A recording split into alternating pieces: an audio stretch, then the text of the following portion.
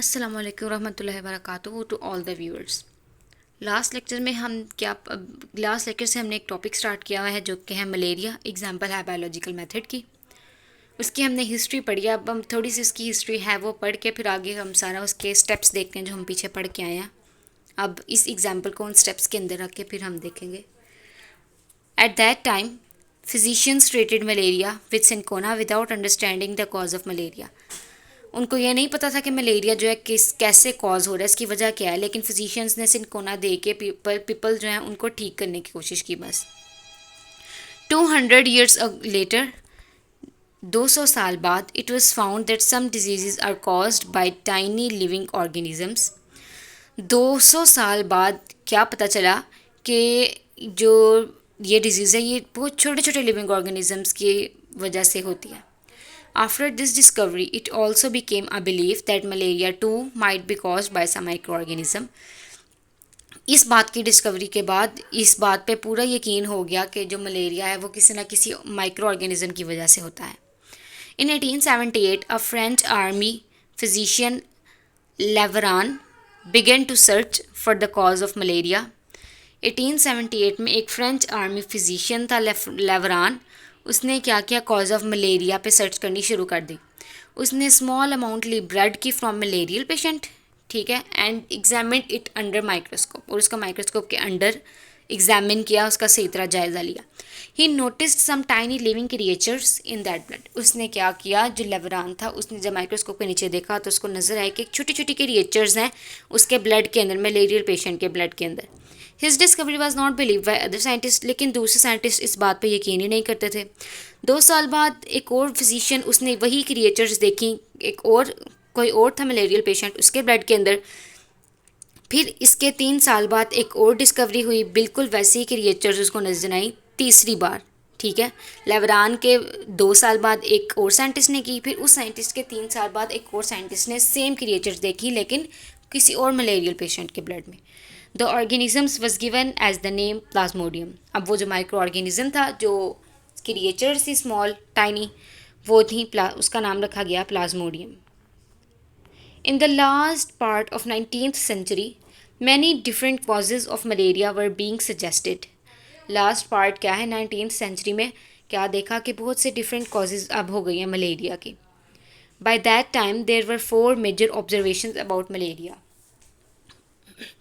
अब ऑब्जर्वेशंस क्या थी, malaria and marshy areas have some relation, कि मलेरिया अब जो ऑब्जर्व किया लोगों ने, जो साइंटिस्ट ने, वो है कि मलेरिया और मार्शी एरियाज़ में कोई ना कोई कनेक्शन ज़रूर है। क्विनाइन एक इफेक्टिव ड्रग है फॉर ट्रीटिंग मलेरिया जो कि सिनकोना के अंदर है।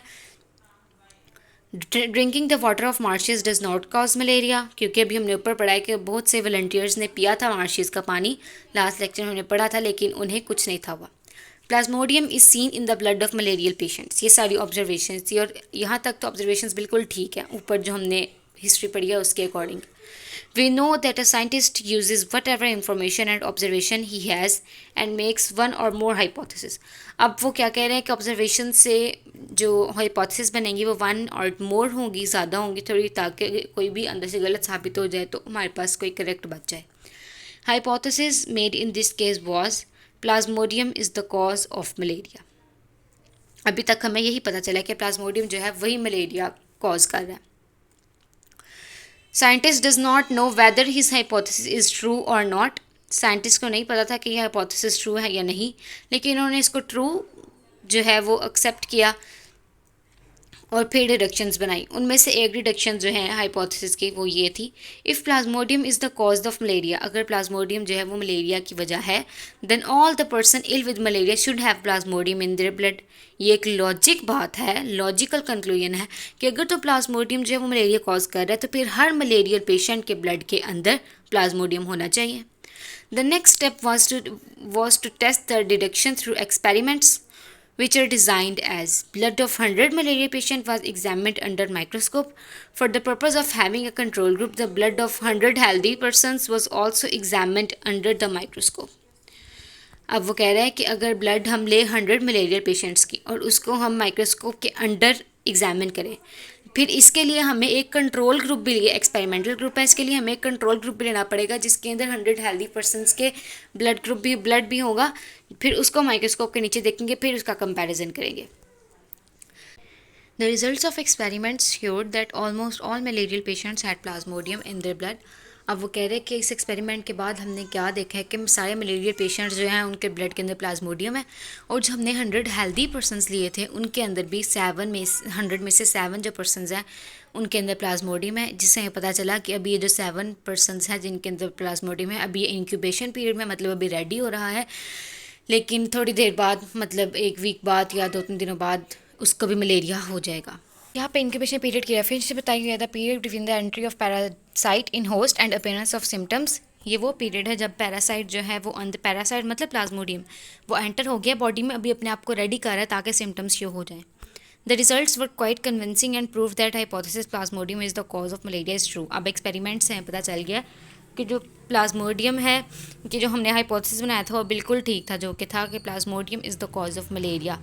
ठीक है, आज के लिए यहीं तक रखते हैं। नेक्स्ट लेक्चर में हम चलेंगे नेक्स्ट इसकी जो भी हिस्ट्री आगे बताई हुई है। तब तक के लिए अल्लाह हाफ़िज़।